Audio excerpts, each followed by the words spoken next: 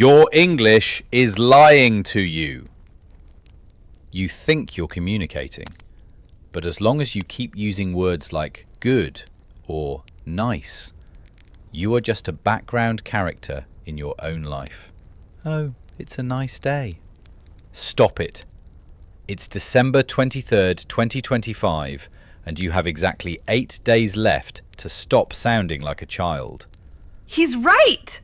If you're at a B1 or B2 level, good enough is your biggest enemy. Today, we're sharing real New Year's miracles, heartwarming stories with perfect endings. But we're doing it without the baby words. The rule is simple. If we use an A1 or A2 word instead of something sophisticated, buzzer! We're here to help you bridge the gap between intermediate and advanced. I've got my buzzer ready, Alex. My story today is about a lost letter in London that changed a family's life forever. And I promise to keep my vocabulary as extraordinary as the miracle itself. We'll see about that. Let's go.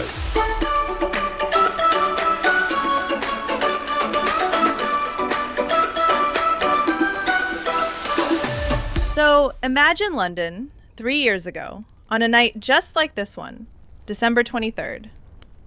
The city was covered in a fine, powdery snow. It wasn't just cold, the air was piercing. I was working in a small, cozy cafe near Covent Garden. Every night, an elderly man named Arthur would come in. He was always alone, sitting by the window with a cup of tea. He looked a bit melancholy. Melancholy? That's a B2 word, Emma. But you said he looked a bit... I think you were going to say sad. You caught me. Yes, Arthur looked forlorn, which is a much more sophisticated way to describe that deep, lonely feeling. Anyway, one evening, he accidentally left a small, handwritten envelope on the table. It was addressed to The Star in the East. No street, no city, nothing. I couldn't help myself. I opened it. It wasn't a letter to Santa. It was a letter to his late wife. He was telling her how much he missed her and how he wished he could see their daughter again. Apparently, they hadn't spoken in 10 years. The whole situation was heart-wrenching. So what did you do? Did you just leave it there? No, I felt a compulsion to do something. I searched for his name on social media, but Arthur Smith is a very common name. It was infuriating. I spent hours looking through profiles. Finally, I found a woman in Scotland who looked exactly like the photo Arthur kept in his wallet. I messaged her, telling her about the letter. I didn't know if she would reply. I thought she might be incensed that a stranger was meddling in her family business. But 2 hours later, my phone buzzed. She was crying. She told me she had been waiting for a sign to call her father, but she was too apprehensive. She thought he hated her. I told her he was at my cafe every single night, waiting. On New Year's Eve, the cafe was teeming with people. It was pandemonium. Arthur was in his usual spot, looking out at the fireworks. Suddenly, the door opened. A woman walked in, holding a small child. The room went silent. Arthur turned around, and his expression was radiant. It wasn't just a happy moment, it was transcendent. They hugged for what felt like an hour. The entire cafe was moved to tears. Moved to tears? Nice try. But you almost said they were all very... sad. No, I didn't. Okay, maybe a little. But moved to tears is a great idiom for B2 learners. Fine. I should have said they were overcome with emotion. Arthur's daughter had traveled all the way from the north of Scotland just to find him. It was a monumental moment. They sat at that window table until midnight, talking and laughing. Arthur didn't look forlorn anymore. He looked serene. That night taught me that sometimes the most profound miracles don't happen in movies. They happen in small cafes because of a lost letter. It was the most exhilarating start to a new year I've ever experienced. That is actually a superb story, Emma, even if you did hit the buzzer twice. Hey, for a 20-minute story, 2 mistakes is negligible. Now, let's see if you can top that with your mountain miracle without saying a single A1 word. Wait, what was that for? I haven't even opened my mouth. You just smiled and looked happy. Your face was an A1 level expression, Alex. I'm pre-buzzing you to keep you on your toes. You are diabolical. All right, challenge accepted. No more baby words, even with my facial expressions. So, my story takes place exactly 2 years ago, deep in the French Alps. I had decided to spend New Year's Eve in a secluded mountain cabin. I wanted tranquility. I thought it would be a superb way to reset my mind. No internet, no noise, just the mountains. The cabin was located in a remote area, miles away from the nearest village. To get there, I had to navigate a perilous road that hugged the edge of a cliff. On the morning of December 31st, the weather was flawless. The sky was a vibrant blue, and the snow was shimmering like crushed diamonds. But by the late afternoon, the atmosphere shifted. The wind started to howl. A storm was moving in, and it wasn't just a big storm, it was a formidable blizzard. Within minutes, the world turned white. You couldn't see your own hand in front of your face. I was sitting by the fire when I heard a thunderous thud against the front door. I thought it was a fallen branch, but I opened the door anyway. There, collapsed in the snow, was a young man. He was shuddering so violently he couldn't speak. He was wearing a light jacket, completely inadequate for a mountain storm. He was in the early stages of hypothermia. Oh my God, Alex, that sounds harrowing. What did you even do? You aren't a doctor. I was petrified, but adrenaline took over. I dragged him inside. He was almost insensible.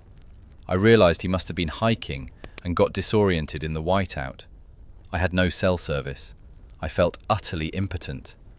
I spent the next 4 hours trying to revive him. I built a gargantuan fire. I wrapped him in every wool blanket I could find. I stayed by his side, vigilant, checking his breathing every few minutes. The situation was critical. Around 11 p.m., his eyes flickered open.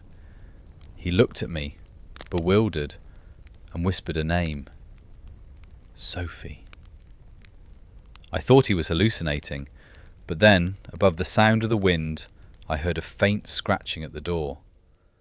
I thought I was losing my mind, but I opened it. A massive St. Bernard dog jumped inside, followed by a woman who looked haggard and distraught. No way. His wife? It was his partner. They had been separated when the visibility dropped. She had been wandering for hours, and the dog, this valiant creature, had somehow tracked his scent to my cabin.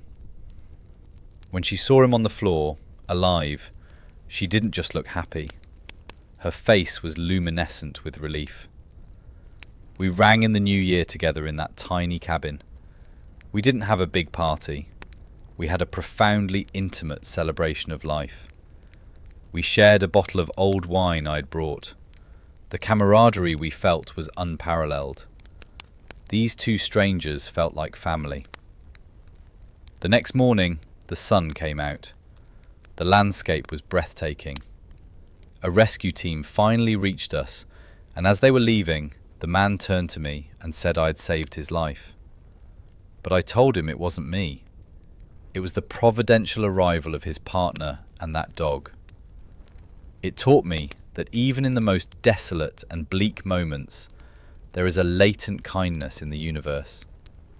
It wasn't just a good... No! I was so close. I was going to say it wasn't just a sublime ending. Nice try. You said good. It wasn't just a good. That's 3 points for me. Okay. I got caught up in the emotion. I should have said it was a magnificent triumph of the human spirit. But you have to admit, Emma, the vocabulary in that story was exquisite. It was. It was truly touching. But the score is now tied. You know, Alex, hearing your story about the blizzard made me realize something. We use these forbidden words because they are safe, but they are also one-dimensional. Exactly. Take the word perilous. I used it to describe the mountain road. If I had said a dangerous road, you wouldn't feel the gravity of the situation. Dangerous is just a fact, but perilous? It sounds like the road is actively trying to kill you. It's treacherous. That's a great point. And it's the same with the cold. In my story, I said the air was piercing. If you say it's very cold, the listener just thinks they need a jacket. But piercing? That word tells you the cold is like a needle going through your skin. It's glacial. Glacial? That's a cool word, but you used it as a nice adjective there. No way! I was explaining the nuance. Fine. I should have said it was an exquisite adjective. Let's talk about your big fire. You called it gargantuan. Yes, because a big fire is what you have in a fireplace, but a gargantuan fire is something that fills the whole room with light and heat. It's monumental. For our B1 and B2 learners watching this, think about the scale. If it's bigger than a house, don't say big. Use colossal or mammoth. And what about the people? I described the cafe as teeming with people. Most students would say it was very busy. Right, but teeming gives you the image of movement, like insects or fish. It feels alive.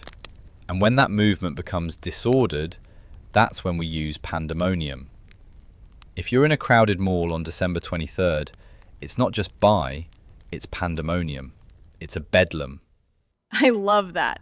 Bedlam.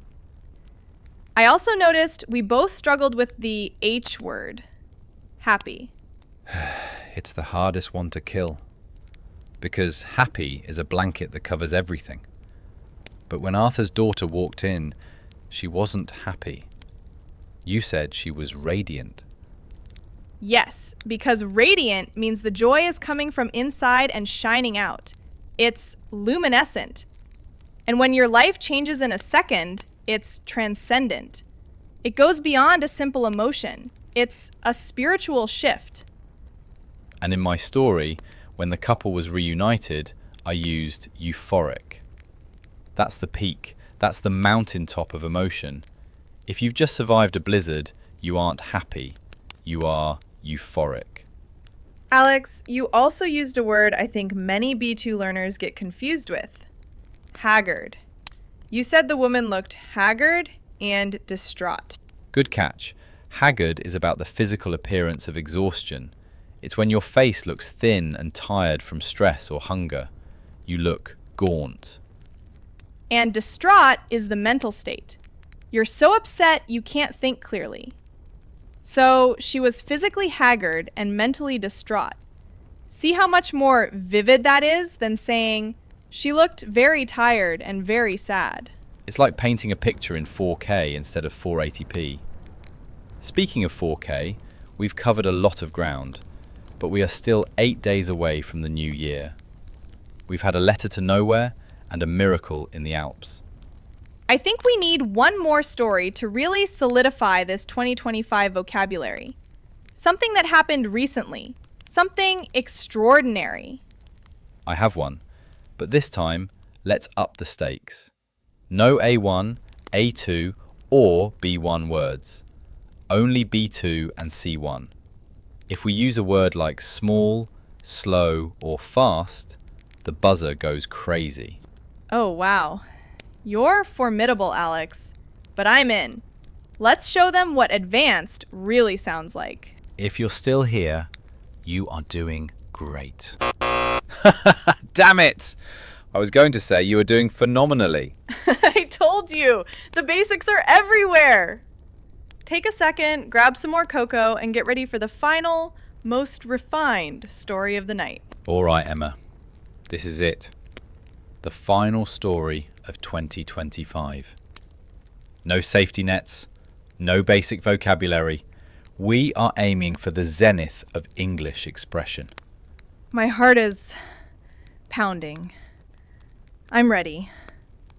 Let's give them a masterclass in sophistication. This happened just last year, on a street not far from where I live. It was a hushed, sombre neighbourhood.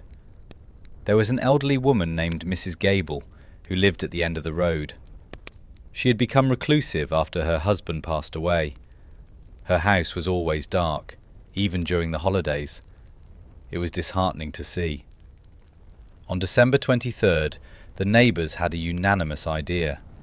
They wanted to transform the street into a dazzling spectacle of light, just for her. But they didn't just want pretty lights. They wanted something intricate and extraordinary. A community project? That sounds ambitious. It was laborious. For a week, everyone was toiling in secret. They orchestrated a plan to synchronize every single house on the street to a central music system. They spent hours calibrating thousands of tiny LED bulbs. Everything had to be impeccable. On New Year's Eve, the entire neighborhood gathered in the shadows. The atmosphere was electric.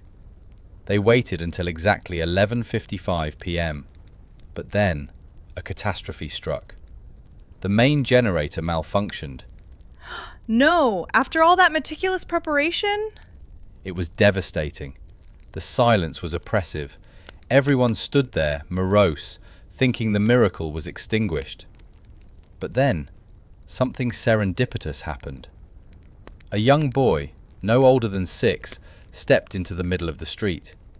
He started to hum a hauntingly beautiful melody. One by one, the neighbours joined in. It wasn't just singing, it was a formidable resonance of human voices. And then, as if by divine intervention, the power surged back. The street ignited in a colossal explosion of colour. The lights danced in perfect unison with the voices. It was sublime. I can almost see it. Did Mrs. Gable come out? She stepped onto her porch, and her face was effulgent. She wasn't just happy, she looked beatific. She realized she wasn't isolated anymore. The entire street was a testament to her husband's memory. It wasn't a good event. It was an indelible experience that transformed the ethos of that neighborhood. It taught everyone that even when the technology fails, the human resilience is strong. Strong! Alex, you were so close to a perfect C1 run. Ah, strong. You're right. I should have said unyielding or fortified. The basics really are like magnets, aren't they? They just pull you back in. They do. But look at what we've achieved today. We've replaced hundreds of elementary words with opulent language. If you've stayed with us until this point, you are no longer a novice. You are an aspirant on the path to mastery. Exactly. It's December 23rd, 2025. You have 8 days to practice these pivotal words. Don't just study them, assimilate them. Make them a part of your persona. We've shared miracles, we've analyzed the subtleties of English, and we've survived the buzzers. Well, mostly. It's time to wrap up our 2025 pre-holiday special. Emma, it's been an extraordinary journey sharing these stories with you. Likewise, Alex. Remember, your English is a dynamic thing. Feed it exceptional words and it will grow in magnificent ways. We'll be back after the new year with even more strenuous challenges. Until then, have a resplendent and phenomenal holiday season. Happy New Year, everyone! Stay sophisticated! Bye! Goodbye.